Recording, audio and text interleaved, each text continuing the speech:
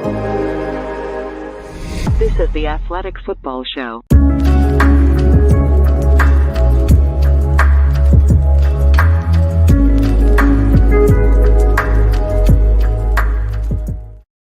Welcome to the Athletic Football Show. I'm Robert Mays. Joining me tonight, it's my good friend Nate Tice. Nate, how you doing, buddy? I'm doing very well. Right before, as we do that little 2-minute countdown before we start the show, for people that watch on YouTube, I was closing Twitter, and the only the trending to the right, only thing I saw right as I'm closing it, it's just all caps and says Russ Cook, and it just, I mean, kind of like smirking to myself for like the last 30 seconds before that went off. But no, I'm doing very well, recovering a little bit from a late night at F1, and my son, attaboy, my son got his first cold and he gave it to me, and so that was just terrible timing for 2 late nights going to F1 and then doing this. But no, I'm doing awesome right now. We're going to power through. We're going to ride what was an energetic, fun day of football until the end of this. A lot of stuff to get to, but let's start with the game that we just watched, mostly just because I think it has pretty real playoff implications potentially. Right now, with that loss, the Vikings are out only 1 game ahead in the loss column, ahead of a bunch of teams now. The Rams, the Packers, every team in the NFC South. It's not the Carolina Panthers. So that potentially could cause some shifting down the back half of the year, because it felt like this was a game the Vikings might be able to win and even improve the positioning that they had already kind of established. And on the other side of this is all for you, buddy. You picking the Broncos to win that 8th seed or the last seed in the AFC playoffs before the season looked like a ridiculous thing to say about 5 weeks in. Now it is very much alive. Very much alive. They have found a style of football that works for them. Their defense is legitimately playing like an above average level, like if not better. And the offense just makes sense. It's the 2010 Wisconsin Badgers, 2011 Wisconsin Badgers. It's a ton of tight ends, a lot of heavy personnel, grind you with a 3 running back look, and then just throw some heavy play action and have Cortland Sutton dunk on you a couple times. Yeah, he's playing Big Ten basketball too. That's the nice part. He's just posting up and getting the ball down low. So it all works. This is a real throwback to Wisconsin Russ. It does feel like it took a while to get there, but this is kind of the Broncos team I expected to see coming into the year. Agreed. Where you're just running the ball a bunch, play solid defense, if not spectacular. Just don't turn the ball over. Yep. That's it. And they haven't turned the ball over very much. I think they're bottom 10 in the NFL in the amount of EPA they've lost on turnovers this season. They've avoided those big mistakes, and they've won the turnover battle in a bunch of these games. Yep. It is what allowed them to kind of stay afloat. We'll see what happens down the stretch, but they are very much alive as part of this muddled AFC wildcard race now that has gotten a lot more complicated after the Joe Burrow injury, et cetera. Yeah, et cetera. I'm curious to see what I'm going to be looking up this week for the Broncos, but on both sides. But their offense feels like they are definitely a second half team. I think I think Sean Payton always does good opening script stuff, and I think he's really good this year as well. But I think that I feel like they adjust better, and they're really just that style. When you can play good defense and play kind of balanced ball, it can really truly just grind you down, because it really just seems like, well, as the game goes along, those runs become just a little bit more efficient. The passes pop just once or twice, and I think just Sean Payton gets a better feel for it. But I like how the style they're playing. Maybe it's just because I just like it's better than giving up 70 points and having some ugly turnovers against Washington. But they're playing really good football right now, and they can hang with a lot of teams right now. It reminds me a little bit, I hesitate to make this comparison because I don't think they're in the same tier of teams, but it reminds me a little bit of what happened with the Lions last year, where the first 7 weeks of the season, their defense couldn't stop anybody. It was historically bad. And then you move from that to simply competent, and it gives you a much better chance to stay in games. Obviously, the Lions were a top 5 offense last year down the back half of the season, so it's not a perfect comparison. But when I see them just hanging in games, that's kind of what it feels like to me, where you almost write off the first 2 months of the year because they feel like an entirely different team. Yeah, no, I totally agree. And I think that also just helps with just having, I think good coaches. Sean Payton's a very good coach, and I think they put it together. Also, kind of the Vikings running that fake punt with Ty Chandler. It's like, I don't know, you kind of had like a millennial version of Sean Payton. Maybe the personalities are not 1-to-1, but I'm just saying football wise with KOC and Sean Payton, kind of like just the, the aggressive style, kind of offensive stuff, really good red zone stuff on both sides. I really like this matchup tonight. It was actually a very entertaining game, obviously.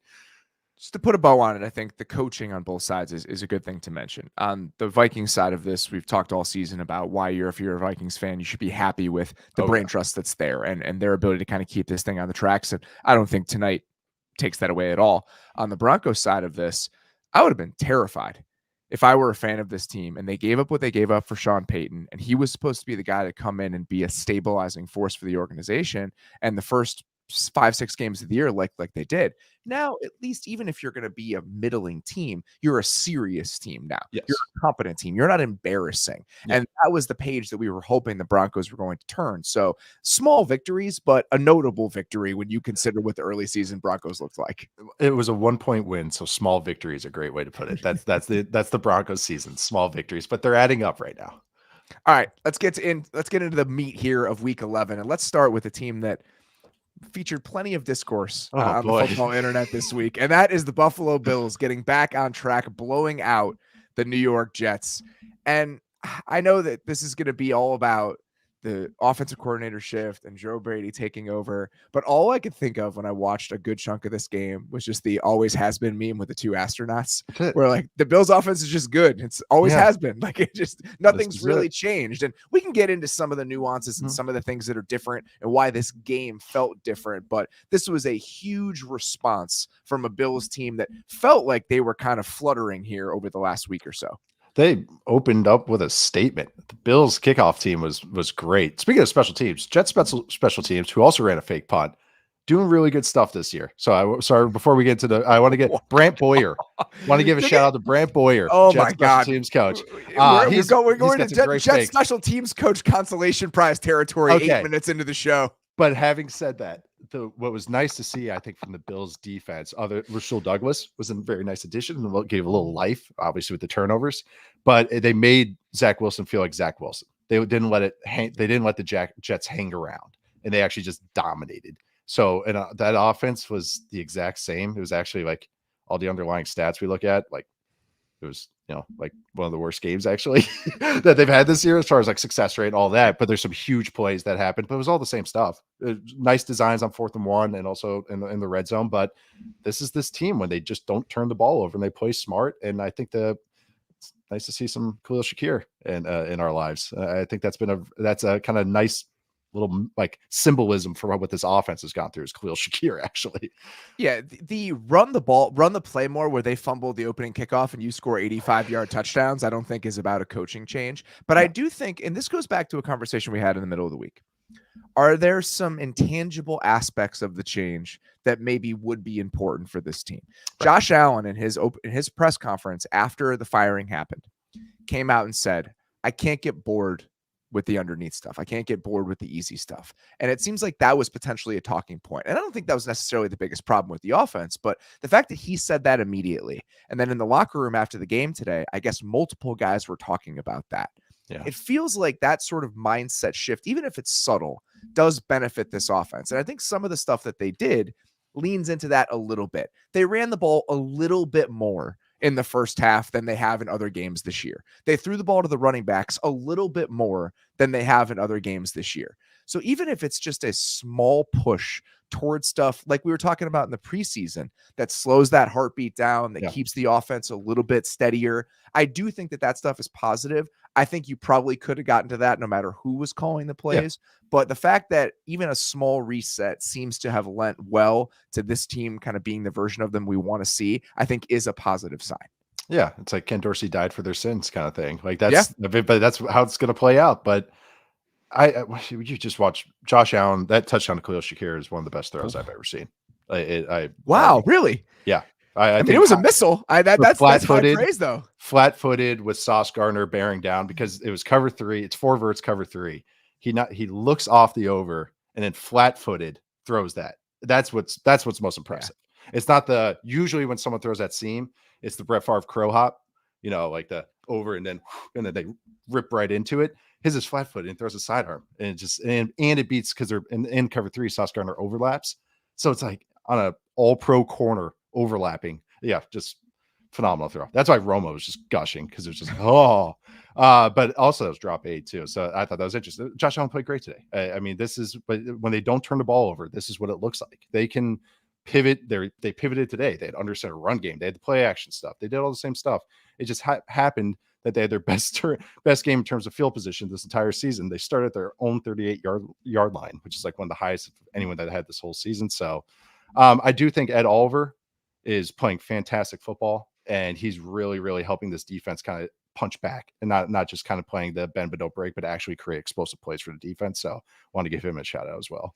And the hope is if Rasul Douglas can come in and kind of stabilize one of those cornerback spots, if the front can play a little bit better. Rousseau's been banged up this year, right? Like Von Miller's still ramping up. Can the defense be better than it's been over the last month? And can you get this sort of play from the offense? If the defense rises to, let's say, an average unit down the back half of the season, and the offense plays like this team is a real contender. They're a real force potentially in the AFC. And it's not like their playoff hopes are dashed. They're 6-5. Right? The Steelers are sitting in the 7th seed at 6-4. This team is much better than the Pittsburgh Steelers.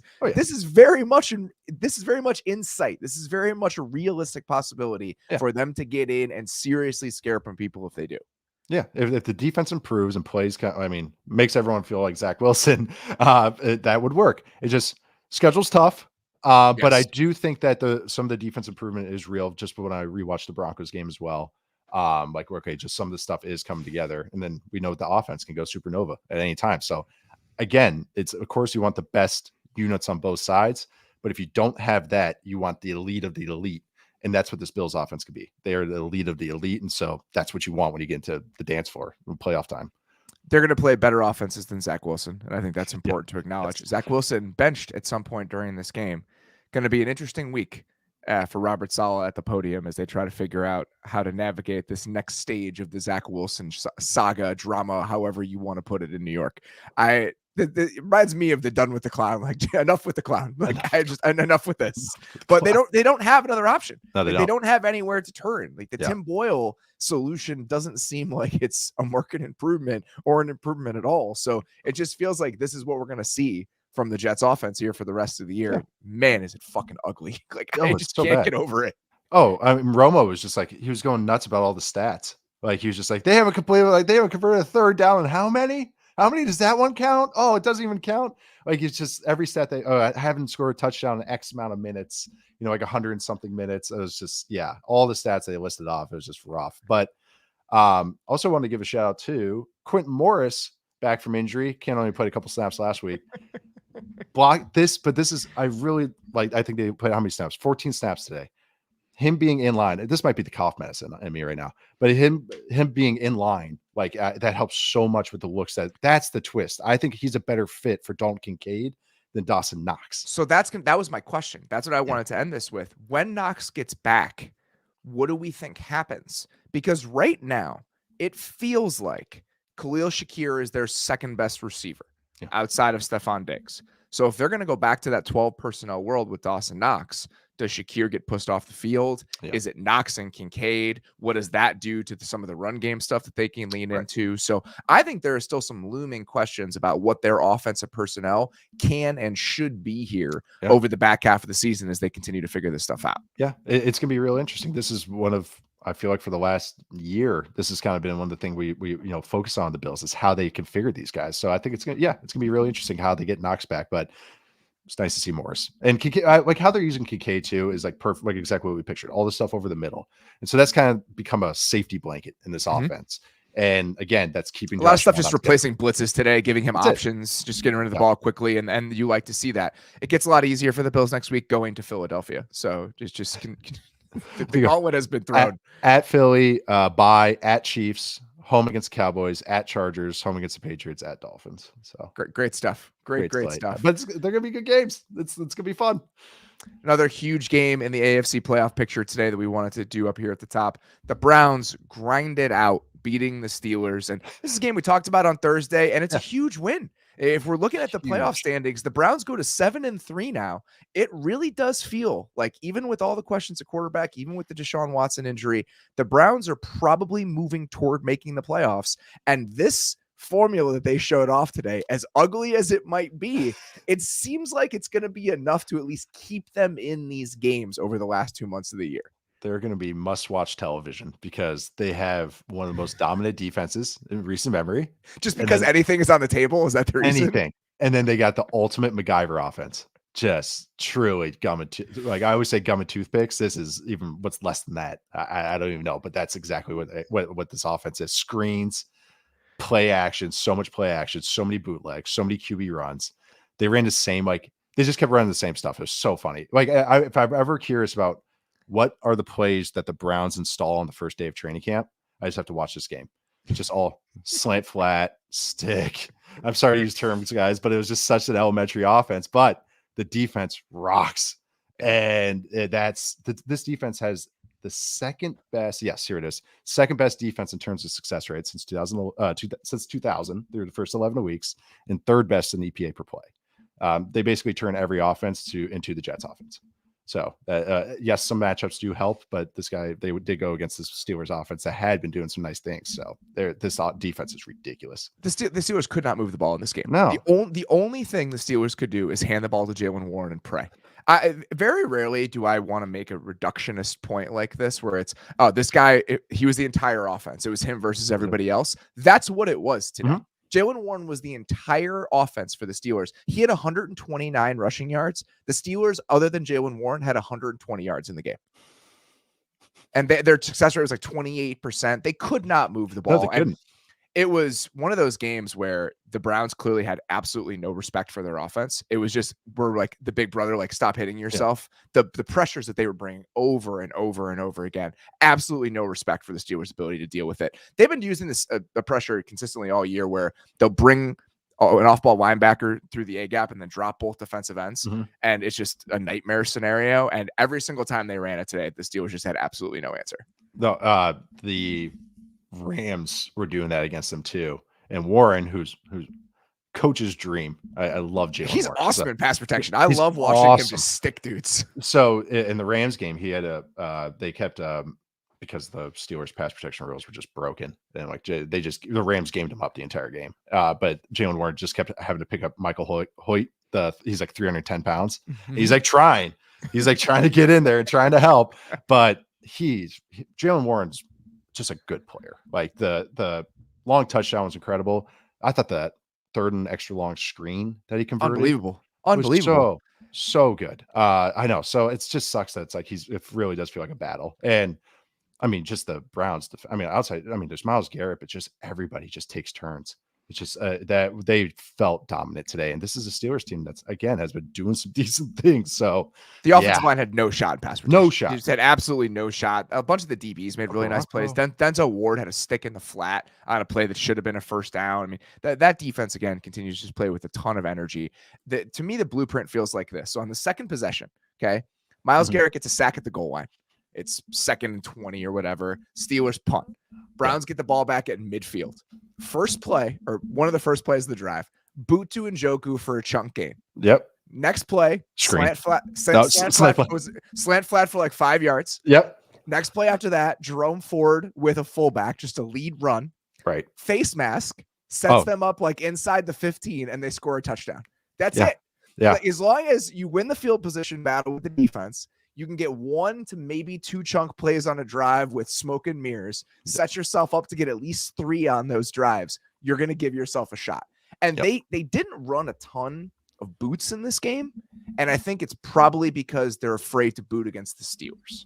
Yeah. I think we're going to see more of that against other teams. Because think about just anecdotally how many plays TJ Watt has exploded when teams try to do that against them. So even in this game, I didn't think we're going to see all the nonsense and bullshit that you're going to see against other teams throughout the rest of the season. That's why I'm going to have to watch this every week, because I just want to see what they pull out of their ass every week, because that's what it is. They're just going to be trying to game it up. Like, it's all about, like, I love that you brought up the field position stuff, because that's what it is. Like, they're going to have to just throw haymakers. It's like, all right, we got 3 chances. We got to hit on 1 or 2 of them. And then we get 1 chunk play a drive somehow, right? Can we? Not one alive is a lot. Can we get 1 explosive every other drive? Yes, maybe. I mean, like, that has to be what they're seeking out. That's it. You brought up that sack, though. Horrendous spot by the official. Kenny Pickett was turned into the end zone when he was on contact because he turned away from Myles Garrett. So it goes where the ball is. So he's on the line. Or behind the line. On you.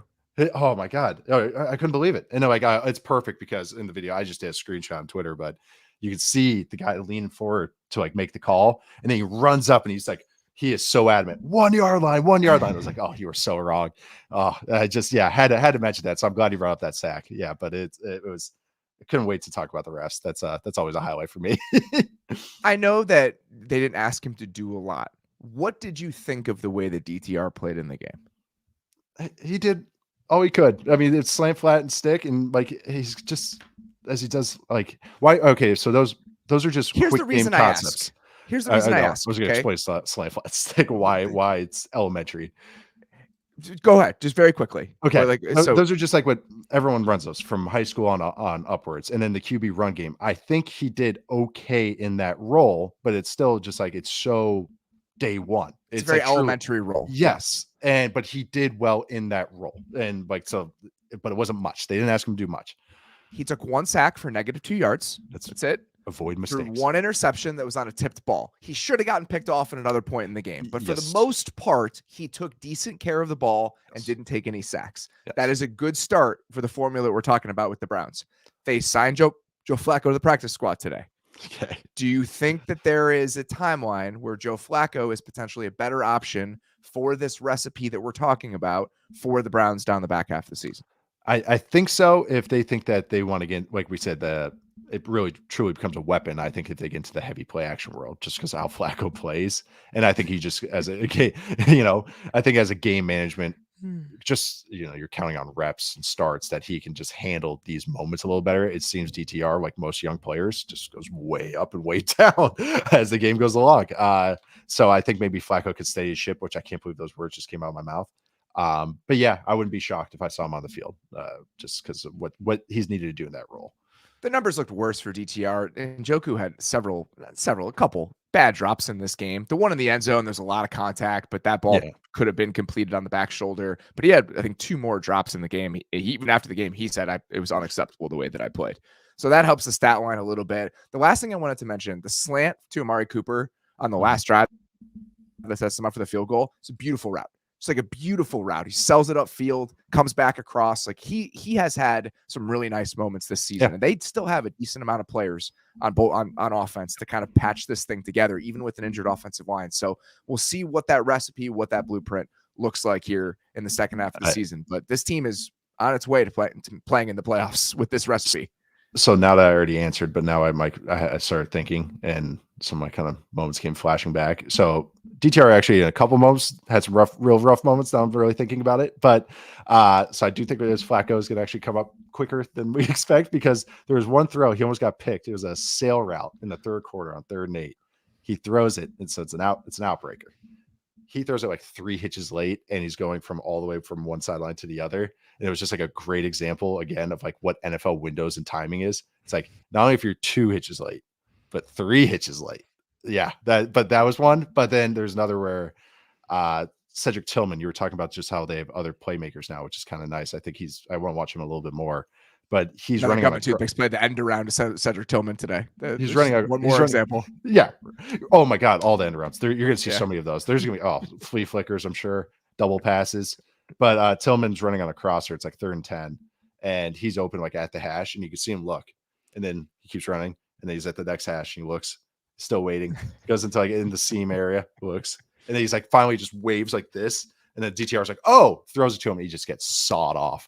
And I was like, oh man, that stinks. So like he brought everyone saw him kind of waving in the air. So there's some lows today. Now that I'm thinking about it, their quarterback situation, I think, definitely something to keep an eye on. Yeah. All right, it's time for You Have My Attention. Let's get to it. Gentlemen, you had my curiosity, but now you have my attention.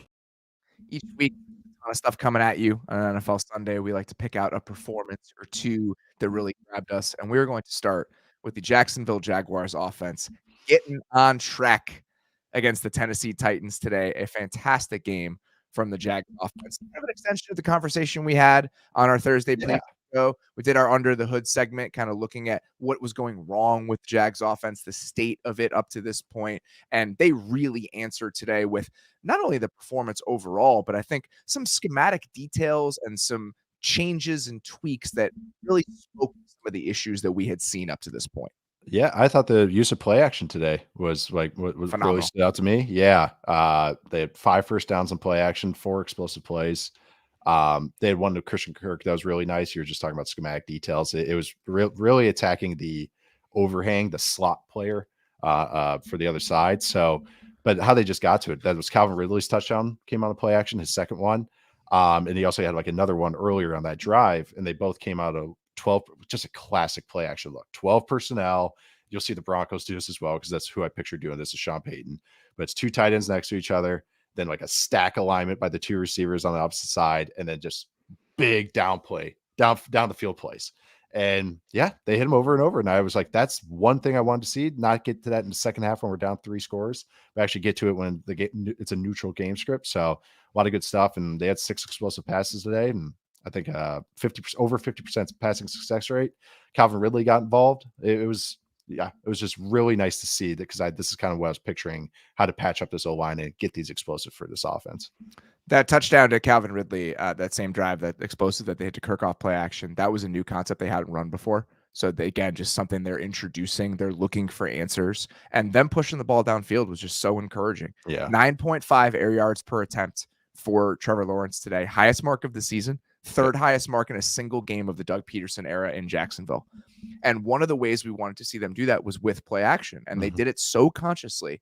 17 air yards per attempt off play action today for the Jags, right? You can't live that way, but it's all about giving credence to pushing the ball downfield and making defenses respond to that sort of approach. And that was so nice to see. And the other thing that I really wanted to see them do was just move Ridley around a little bit. Like, don't force him to play outside the numbers, running hitches and goes the entire game. Right. Even the go ball that he hit he was in a condensed split to the left side. And it was an inside release that he took outside. He had so much space to work with. His touchdown comes on a corner route when he was lined up in like a stack on the left side. The second touchdown he's playing in the slot on the right side. So just all the different ways they tried to create some opportunities for him specifically in this game, I thought was really encouraging. So just to see them be a little bit more thoughtful and creative about, these are the ways that we can create shots, create space within the defense, and get the ball in the hands of our best playmaker, I thought was a really encouraging set of signs. Yeah, the first touchdown was great to Calvin Ridley, and you could tell that play was designed for him. And that's what we talked about last week. It was just like, I want to see him as he's the one in all these designs that we do. And when it's third down, the red zone, you can see who they kind of expect to get the ball or most likely to. That's how plays are designed, and they knew they could get this switch released with Christian Kirk. It was you brought it up already, but nice attacking player leverage. So more Dearness Johnson as well. He's kind of getting the another thing we asked for on Thursday. Yeah, so I know. Their game plan was already in by the time we did our show. So, but no, how about the I don't Titans? think they stole it from us, but again, stuff that we wanted to see. It was great. I know. I have no complaints. Luke Farrell had 28 snaps today. I wanted to see a little bit more. Blocking tight end. We mentioned that on our show. So some good stuff. Yeah, Titans only ran 38 plays today.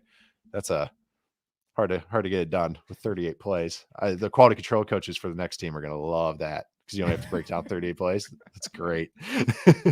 Zay Jones was in the game today. I think that also kind of frees up Ridley to do some stuff. I think, again, in those 12 personnel looks, though, there's no reason that Calvin Ridley has to be like an isolated receiver outside the numbers in those looks. Like, you can do some of those.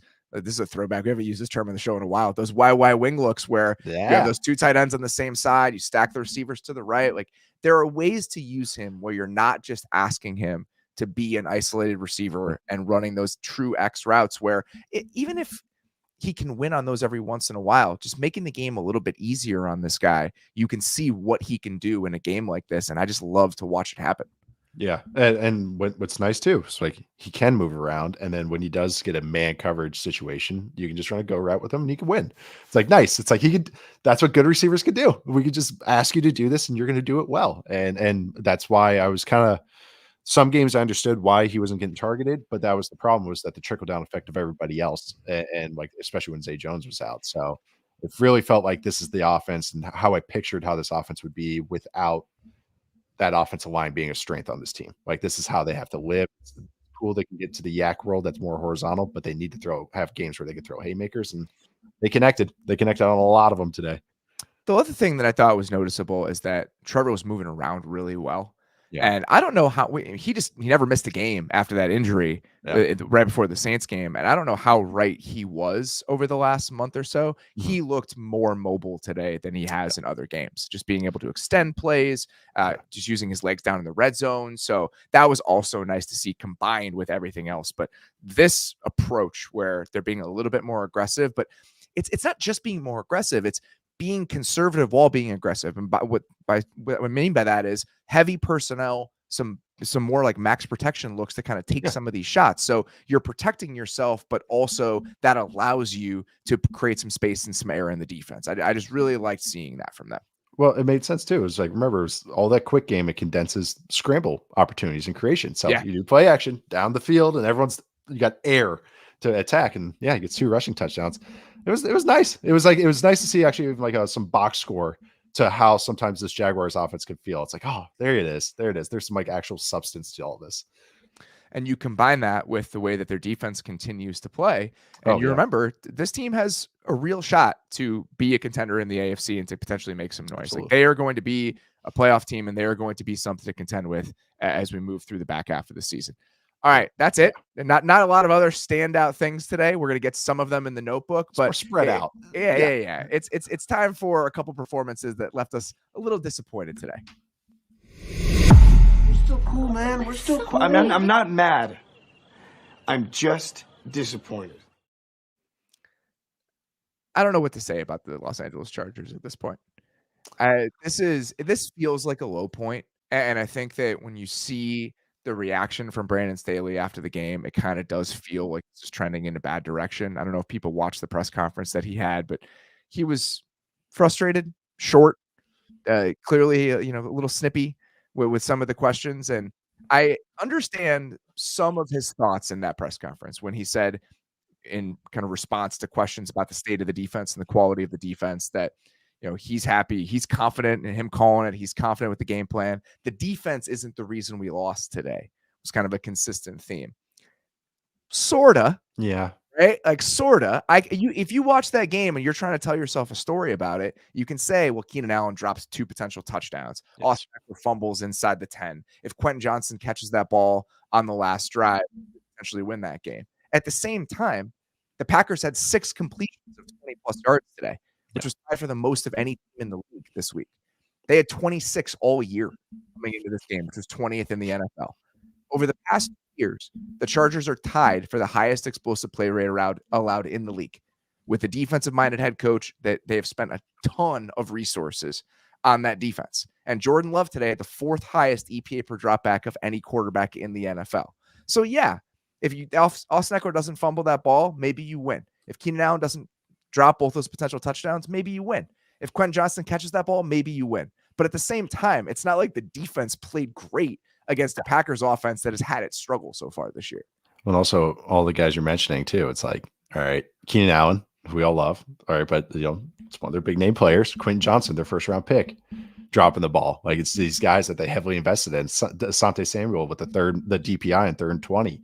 It's like these players that they expect to be the needle movers, and they're the ones kind of causing the negatives. Keenan Allen's been phenomenal this year. So it's just like, this is just one of those games where it just feels like it's just and then it gets a 1 at the end. So, I mean, you know how it's going, even without the Brandon Staley press conference, is that Justin Herbert's spiking the football in his center. Oh man.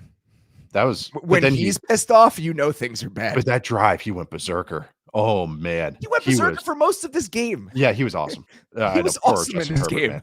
It's like a top tier actor in a bad movie. Like I don't want to keep doing this where we do the Justin Herbert is great and the coaching and the defense are bad. But this was another one of those games where Justin Herbert was great and he was let down by a lot of things happening around him.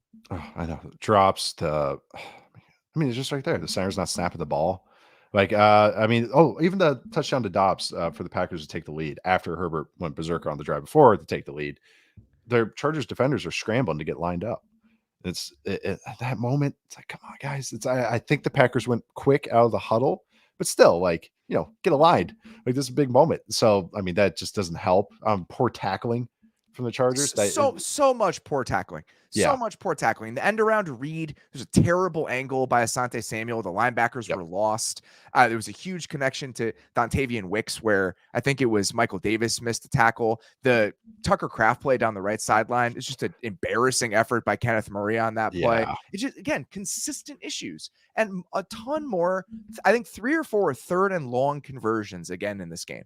Musgrave on a 3rd and 11. They had a 3rd and 20 pass interference. Where he's beating Derwin James one-on-one. Beating Derwin James one-on-one. Exactly. I mean, just those are the sorts of things where your stars not playing like stars, being undisciplined in huge moments, and just giving up chunk play after chunk play. And you can say, and I understand how Brandon Staley gets to this moment where, down to down, we actually played pretty well on defense today. It's like, well, yeah, but if you give up 5 explosive plays that lose you the game, who gives a shit? Right. You got to stop him in 2 minutes. Like that's part of the game too.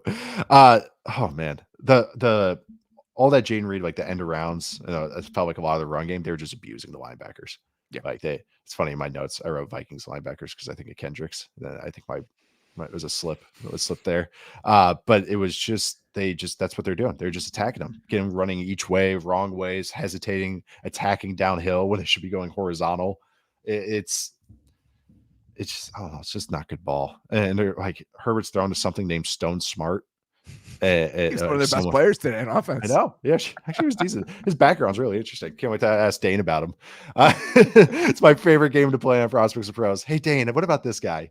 But actually, the Packers offense has shown a lot more consistency, and Love's really whipping that ball in there and stepping up in big moments. So I'm feeling okay about them. And it's just funny how these teams feel and how much it can flip in just a few weeks about how I feel about each of these teams, like drastically.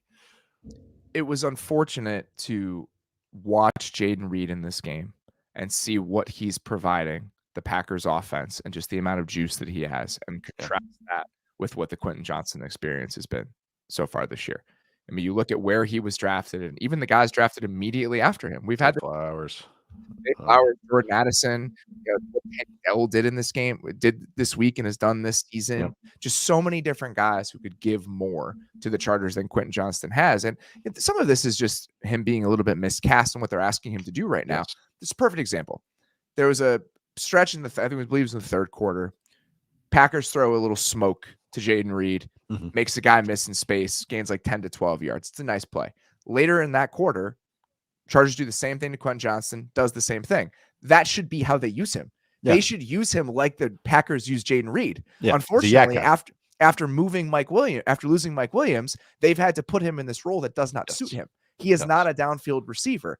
But at the same time, if you're going to draft a guy in the 20s that you can only use as a gadgety yak guy, that's a concern. Like in this day and age, with the amount of receivers and the types of receivers who are available and what they can give you, like Jordan Addison and Zay Flowers today are usable full-time receivers in an NFL offense. Jaden Reed has done more than Quentin Johnston has so far.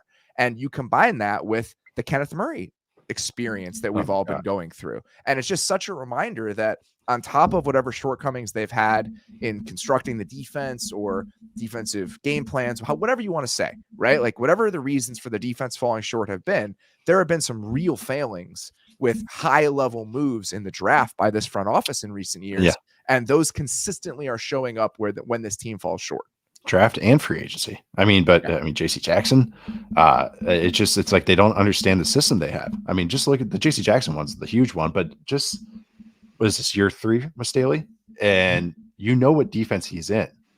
Okay. You know, this is his preferred scheme. Even if he does like change some things week to week, the personnel, there has to be some like understanding of what guys you need to get, which ingredients the coach needs to work with and cook with.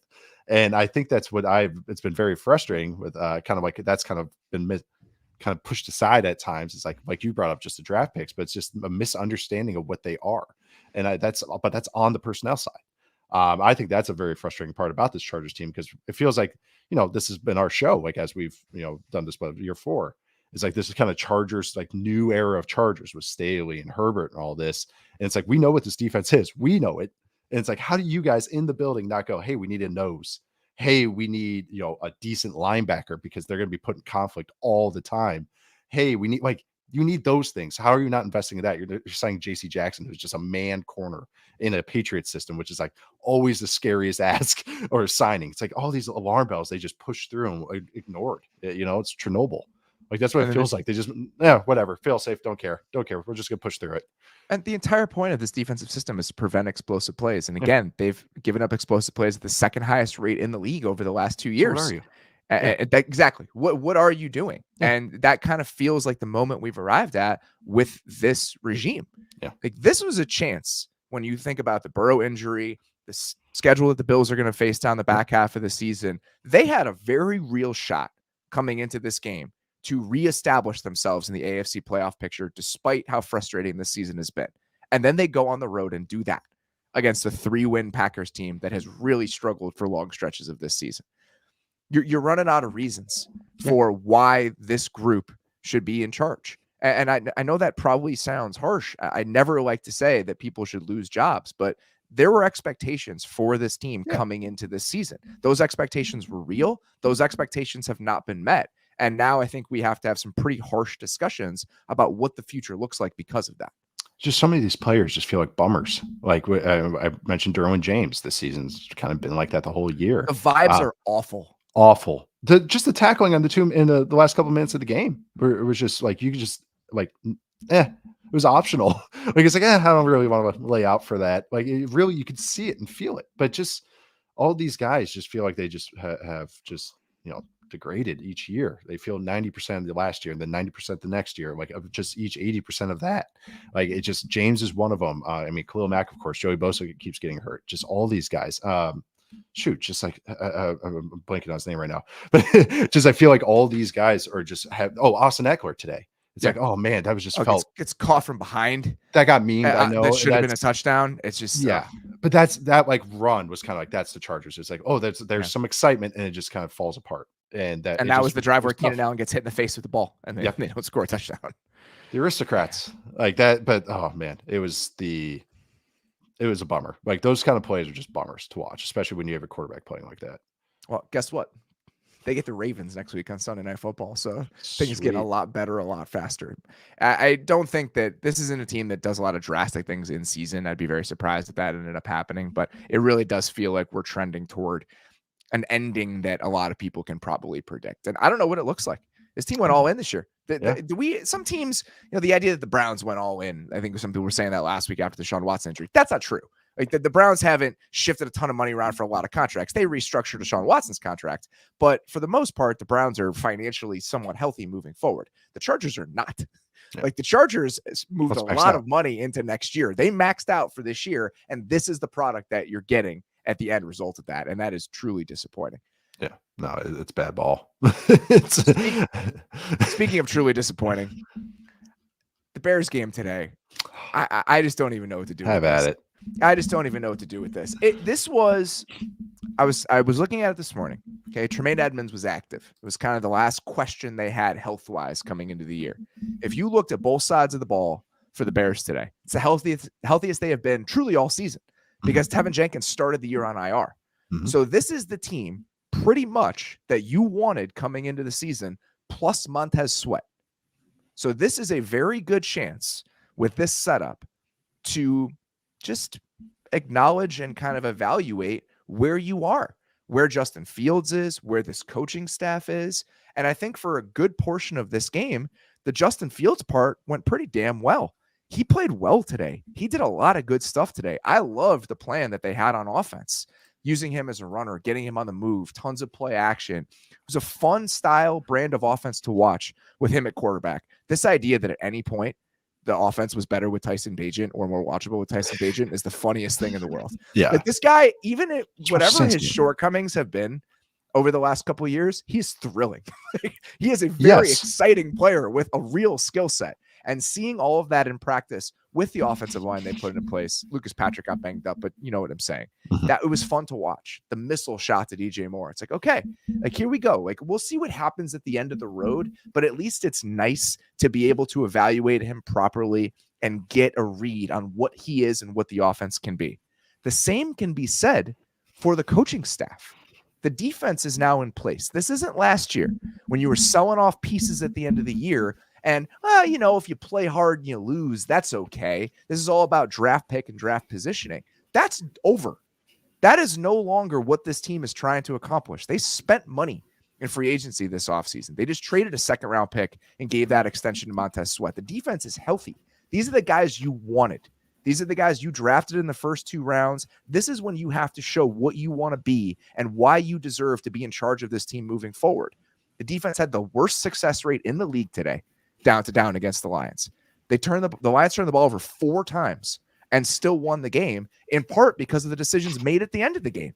You can't play not to lose when you are no longer in the trajectory of your franchise where winning games has started to matter.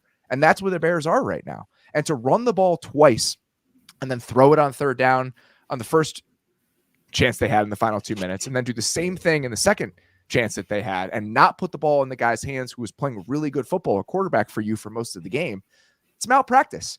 Like, it is the definition of playing not to lose when you are supposed to be trying to win football games. And at a certain point, if this had happened last year, I would have been like, they lost. It's not a big deal. That's not what this is about.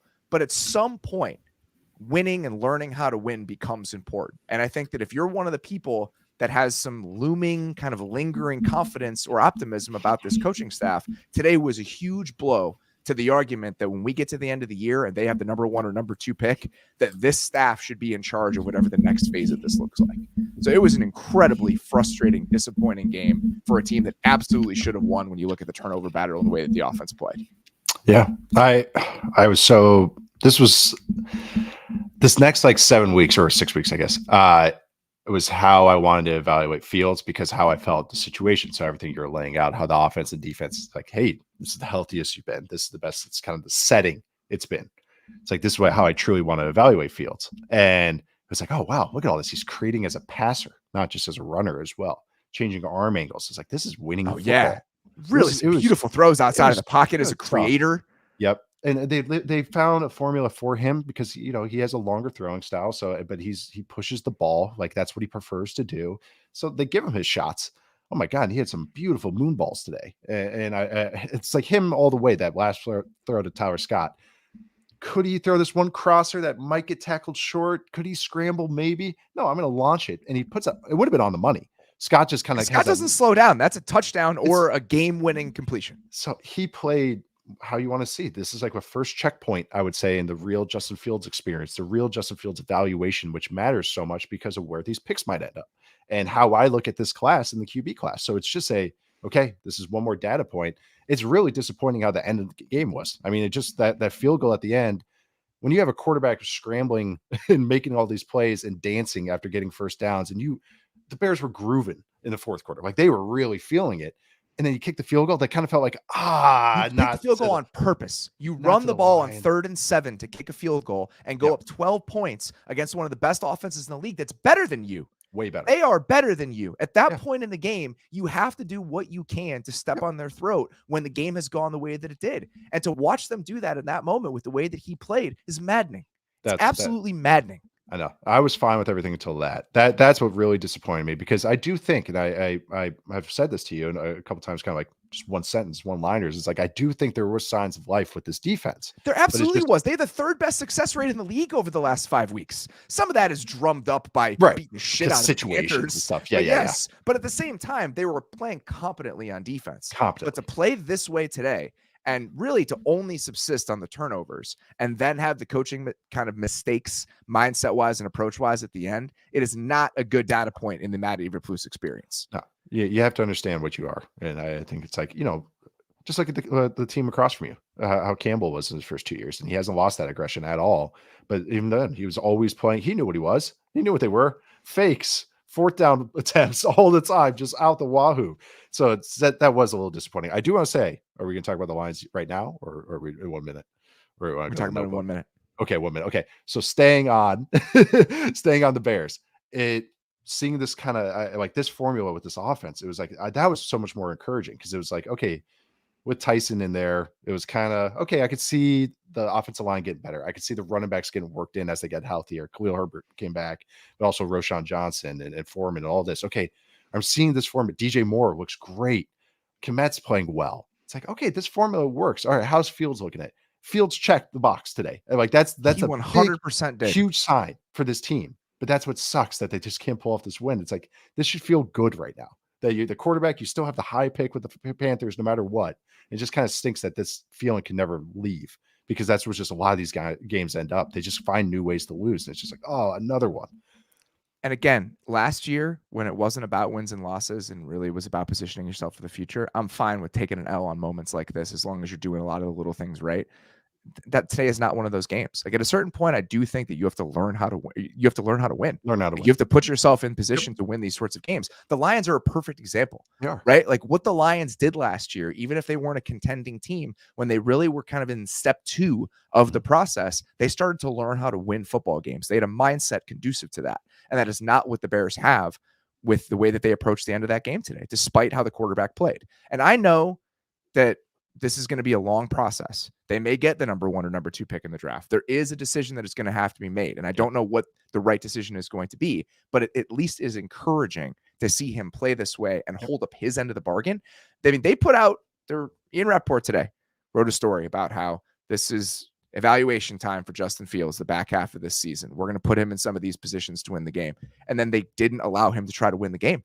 Right. Like that is immensely frustrating. You're going to come out and say that and make it known that it's time. Like we're getting a read on everybody, and then you're not going to give him that chance. No, that just, to watch it end like that after the way that he played, not having it. And it's typically, I don't get very worked up over the state of this football team anymore, because so much of me has died. Today, it was easy to get worked up about. Especially when he's doing some of those runs, everything. It's just like, he played great today. He played great today, full stop. I have like been all the read game that they do with him. It's like, that's the perfect, like, or a sneak with him. It's like, I don't know. I felt like a sneak there. You get that first down. It's like, yeah, everyone's fired up, burning clock, it just like put the game away. I don't know. It was a white flag when you had, victory in your hands. All right, let's get to the Sunday notebook and talk about some actually good stuff.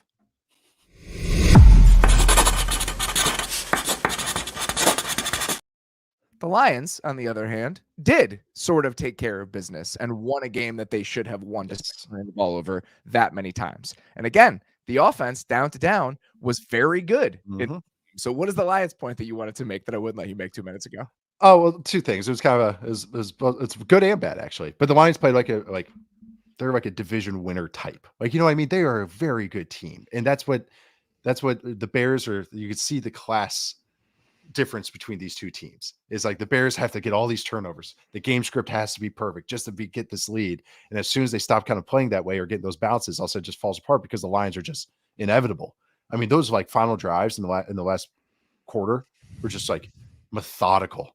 Like just methodical ass kickings. Like I'm sorry, but they were. I'll put them in a position to lose that game with some of the decisions that he made, even though there was a collision on 1 interception. 1 was tipped. He should have thrown another one down inside the 5. It was not his best game for the first 3 quarters. He was really good on those last couple drives. He made a couple plays off schedule. He was moving around in the pocket. You combine that with everything else, and this offense is really good. This offense is scary. Well, now they get Jameson Williams. They're making him do the hard stuff too. He's getting rewarded with some big plays, but they're making him be a real receiver, which is really cool. Having him run some like routes over the middle and stuff. But okay, they're finding the balance with Gibbs and Montgomery, and you can see that chemistry really working now, and that's really gotten cool. But then even without Jonah Jackson today, they were still clicking. Like obviously you brought the success rate stuff, but they were doing all the diversity in the run game still with a backup in there. And it was clicking. I mean, they're really fun to watch on offense, especially because all their stuff week to week is they will attack your weakness. And that when it clicks, it's beautiful, especially when St. Brown gets going too. It's just like every 3rd and 4, first down, 3rd and 3, first down. Counter to St. Brown. It's just, they just find the inside handoff to St. Brown from empty when he was lined up in the slot. I mean, that sort of shit pops up every single week, it seems like at this point. Yeah. Last thing about the Lions before we move to another NFC team that really took care of business today. Any concerns about the defense? Yes, this is what I want to get to. I want to get all the good stuff out because I am happy about the Lions, but defense, keeping an eye on this since week 7. Something to monitor. Yes, this is real. This is a thing right now. Yeah, I'm glad you know this too, because it's a thing. They're 31st in success rate since week 7. They're last in EPA per play, and a lot of damage through the air. So it's kind of a little worrisome. A lot of explosive plays. They're basically turning a lot of pass attempts into like they're playing the Dolphins. Like that's kind of how they've been playing and defending the pass. So it is something to monitor. It really is. Even if the offense is clicking, it's that defense has been kind of getting some holes poked in it.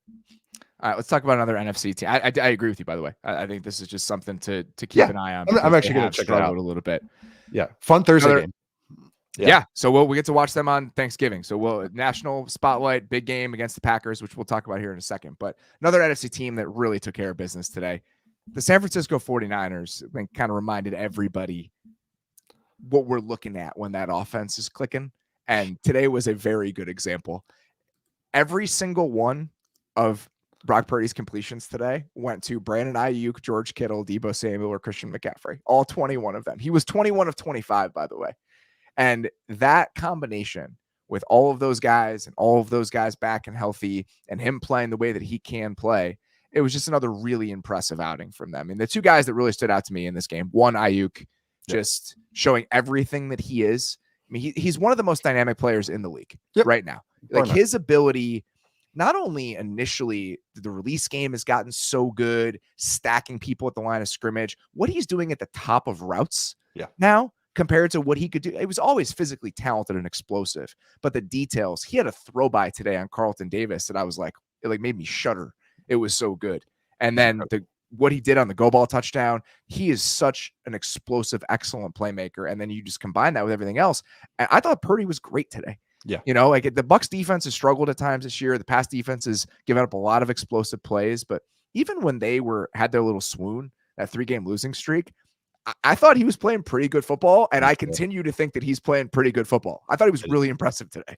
He had some kind of second read throws or second reaction throws, I guess, that were really nice today. He's a good athlete. So he can really has that quick twitch. I agree. I thought he played well. It's all between the numbers too. Like his heat map's hilarious. But there's one target to Juwan Jennings in the red zone. It went over. It looked like a bad pass by Purdy, but I think Jennings ran the wrong route on it. And it's hilarious because that was one target. That was the only target that didn't go to the 4 guys that you mentioned. So it was kind of like done. He's like, that's it. I love Jennings, a great player, a great role player, but it's like done. Nope, going to the stars. That's it. Going to the Monstars. Devin White and Levante David were in hell today. Yeah. Oh my God. Philip Seymour Hoffman said in the great Schlock film Twister, they were in the suck zone. I'm telling you guys, I'm on some cough medicine right now. Every time I think about Twister, I just think of the Twister. You ever do like the Twister experience at Universal Studios? Remember that? Yeah, I would. That's what I remember. I mean, I clearly remember the movie. It's a great Howard Hunt performance, but the Twister experience at Universal Studios sticks in my mind for some reason. We played in a bowl game when I was at Wisconsin, the Champ Sports Bowl. And it was in Orlando. And we get passes to Universal or whatever it was. And we go and we saw Twister. And my friend couldn't stop laughing because it was Bill Paxton Talks to You. And he just couldn't stop laughing. He just thought it was the funniest thing he's ever seen. Oh, so you did this as an adult. That's why it's fresh in your mind. I haven't done it in 30 years. I was 20. We're just killing time. It's like you take the bus there. That's a great experience of the bowl stuff, but it's great for the coaches and their kids. But all the play action though, and eye candy, so much stuff happening in front of them. They had no shot. They really didn't. It was one of those. There's like, oh yeah, everything was working. Also just like the CMC touchdown was great. Like that was someone else ran that design today. Everyone runs that play now, but really good stuff. Aggressive, the bootleg backed up, in their own end zone. They're running a bootleg to Kittle. It's like, they're firing on all cylinders right now. This is a really good team. It's scary to pass against them as well because that pass rush is getting home. They're figuring out, they're doing some new tweaks with the fronts. It's like, so they're getting on to something right now. I'm excited to go back and watch the defense and to study a little bit when they get some bigger opponents and we can really dig into some of their games in the back half of the year. I think that Chase Young had some really nice moments today against Tristan Wirfs, which is that's a good thing to see. That's when you're doing it against that guy, that really stands out. So I'll be excited to go back and actually study the defense, but they continue to roll. And the Cowboys just took care of business today in the way that you want the Cowboys to take care of business against the Panthers. I will say one thing about the Cowboys. Gerard Bland, that play was insane. Awesome. That is not a gimme pick six. He makes the play. It's an incredible interception on its own. He rolls forward, gets up, and then takes it to the house for a touchdown. So it's not super exciting to beat the hell out of the Giants and then do it to the Panthers. But we'll have a lot more time to talk about the Cowboys. But I think that play at least is worth pointing out.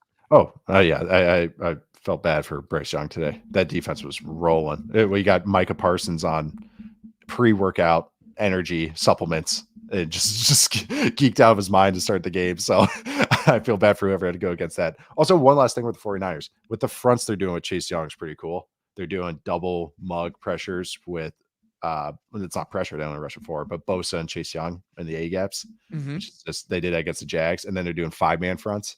Like remember the Washington a couple years ago? Yep, I noticed a lot of the 5-man fronts against the Jags last week. They got the horses, and they can't wait to stampede them out there. But I thought today with the Cowboys too, this is just like, yeah, this is their game. Okay, they can attack so many different ways. They're efficient passing the ball, and then defense is just good luck. Like if you just don't have anything, they're just gonna destroy you as the game goes along. Let's go from the Niners to another team in the NFC West. Weird game with the Seahawks and the Rams. Geno misses most of the second half with an apparent elbow injury. Comes back in after the Rams have some very strange clock management decisions in the final 2 minutes of that game. Yeah. Easily could have just ticked it down and potentially kicked a field goal and won. They choose not to do that. The Seahawks get the ball back. The Seahawks then probably have a chance to win the game, but run the ball for interesting a reason that I still don't really understand, to set up a 55-yard field goal that they miss. So a lot of stuff to dig into. Mostly that the Seahawks schedule from here on out is absolutely brutal. Okay. They play the Niners on Thanksgiving. They play at Dallas. They play at San Francisco again. And then they play against Philly. Those are their next 4 games. But it seems like Geno might be able to come back and not miss any time. And they have a pretty decent lead in the NFC wildcard race. So a lot of just mixed feelings about the way that game ended for the Seahawks and what it potentially means here moving forward. Yeah. It's impressive whenever you get a quarterback that not only just gets hurt, but throwing shoulder. I knew that did not feel good. Getting whacked like that as he's trying to pass. It was his elbow. It was like a tricep bicep bruise. They said. I don't know what the exact injury is, but Pete Carroll would not commit to him playing against the Niners on Thursday. Yeah, and like you said, that schedule is so tough, and it's like, but just see him come back and how he performed on that last drive and the throws. Like, I mean, just the one to DK Metcalf before they ran the ball the next play, that was a 3rd down. They put Metcalf in the slot, and that was why Geno. I love watching Geno. I think a lot of us enjoy watching Geno, is that he's pushing the ball. He could have gone for the underneath route, got the first down. Okay, hurry. Nope, he's attacking and getting that chunk play. And it just kind of, him getting banged up, Kenneth Walker got banged up. They're about to go into a really tough schedule. It's just like, it's tough. It's tough. I still like the Seahawks team because I think the defense is playing better. And I do still like the offense, but it's just, if Geno's hurt, drop off to Drew Lock is rough. So that I would not want to see that for the Seahawks team. So even with Geno healthy, let's talk about the NFC playoff picture here. Yeah. Okay. The Vikings now sitting here at 6-5. Okay. They're the 7th seed. Seahawks are 6-4 with, 2-game lead on everyone else in the NFC wildcard race with that 6-4 record. Everyone else is 4-6. But now with that schedule that the Seahawks are facing, with that Vikings loss today, there's some teams that have some real life in this discussion potentially. One is the Los Angeles Rams, who beat the Seahawks today. So they have a little life breathed back into their season. The other, crazily enough, is the Packers. The Packers are 4-6 and now very much back in this thing after the Seahawks and Vikings both losing. So even if we don't, it's hard to get excited about some of these teams in the back half of the NFC wildcard picture, because I don't think they're really candidates to make any noise if they get to the playoffs. Things got much more interesting today for some of those teams that they're trying to talk themselves into what they can do. Yeah. That Rams win was huge. That offense Cooper Kupp got hurt as well. Everyone's just getting hurt. But it's that offense, how Stafford's playing and how they can push the ball. Puka's still playing well. They do some stuff in the run game. Defense is kind of a fun, funky bunch. But I don't know, the Packers, these young guys, the young cheeseheads, it's like, okay. It was really nice to see them all do something today.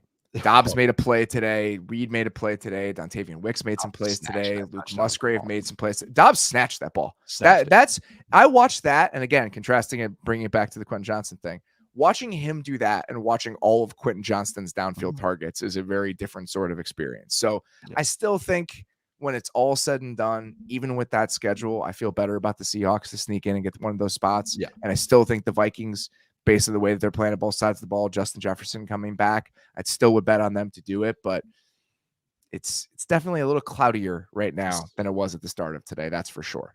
It really is. And it feels like just everyone's beat up each other too, which also just makes the tiebreakers really fun. So, but I love it. I think this frisky NFC, I think you have my attention. Preseason takes Packers as a playoff team. Like, not going to say division winner. Not going to say division winner, but as a playoff team, I had the Packers as my 7 seed in the NFC. You had the Broncos as your 7 seed in the AFC. This has been a we're so back sort of week for our playoff takes before the season. Get back to 500. It's huge. It's huge. It's just like my gambling. I'm done in the wins league, by the way. I'm just shot. It's over. It's over. I didn't want to talk about it. Chargers lost today. The Bengals and Joe Burrow. It is over. I am facing down my fate when I have to pay off that bet during Super Bowl week. I'm so not looking forward to it, and there's no coming back from it now. It's I think it was worse. It was a lot like the Bengals, where it's like you just got the hope too.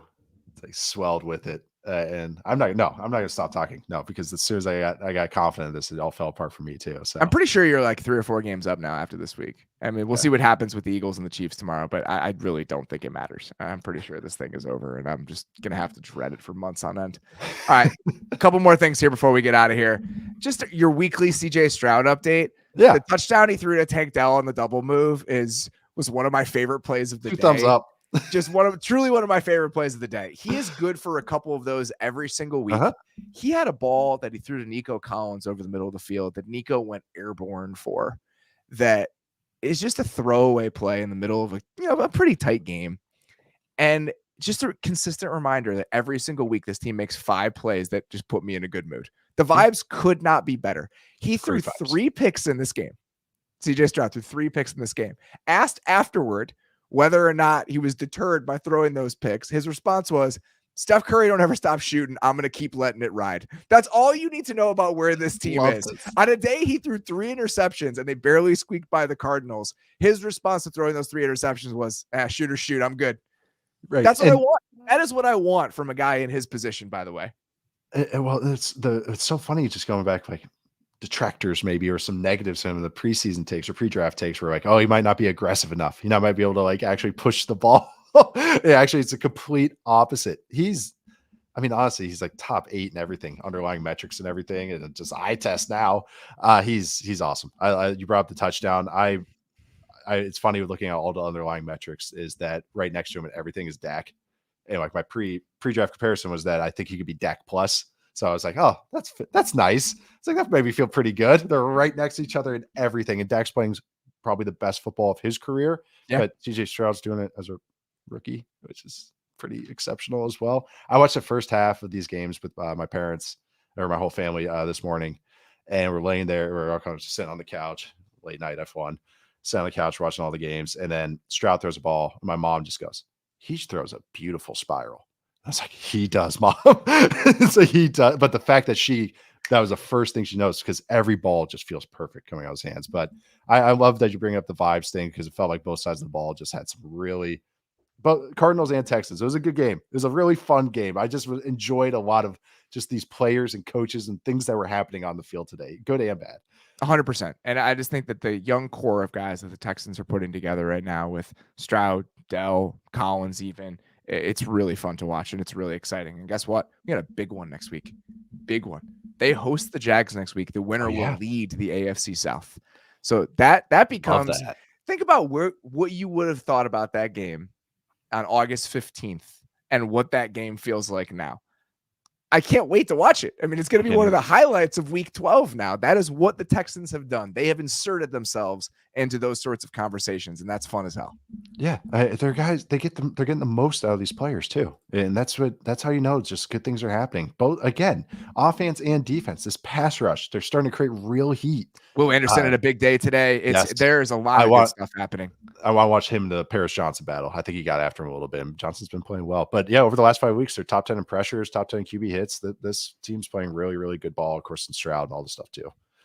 Last thing, the Giants beat the Washington football team. Tommy DeVito throws 3 touchdown passes.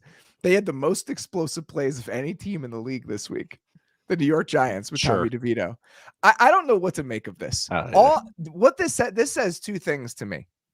One, it's not great for the Giants Like you'd be much better off just losing out here. And I know it's hard to do that. I know it's hard in the building. You're trying to do your best, but this is potentially a rough game for them if they want a top 2 pick. So as exciting as this probably was, I think that's worth taking into account. On the other side of this, I think we were always trending this direction with what was going to happen with Ron Rivera and Washington with the new ownership. This type of game, this type of performance, I think just kind of lets us know where this is all headed. I don't know if it'll happen in season, but we're getting to the end of something in Washington, and it's games like this that really remind you of that. Yeah, they felt like a team that was a seller at the trade deadline. that even if they got 9 sacks on Tommy DeVito, who wasn't half bad besides the 9 sacks, but he had 9 sacks in a game with Sam Howell. He wasn't half bad besides the 9 sacks. Besides the 9 sacks. In a game featuring Sam Howell, DeVito doubled Sam Howell's sacks, which is just Howell's hilarious, by the way. Like that dude has no care for his body. Like I don't know. He's on another level about his toughness and everything. But it's like, oh my God, get down sometimes. I love the New York Saquons today. I thought he had the wheel route was amazing. It's a good ball too. It's a good ball. It was. But this was the formula that worked for him last year. Just give it to Saquon every way possible, design everything through him, and have the quarterback be a passenger. But the passenger looked pretty good today. Oh, the Commanders uniforms today, big time like Starship Trooper vibes.